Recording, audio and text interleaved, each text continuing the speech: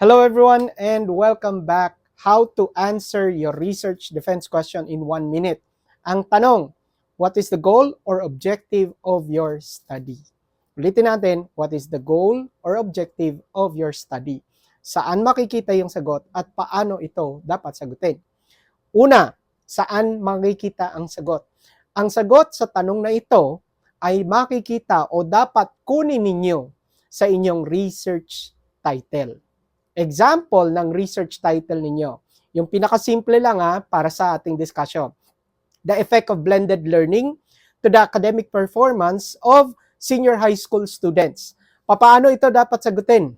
Ang sagot sa tanong ay the objective or goal of our study is to identify the effects of blended learning to the academic performance of senior high school students.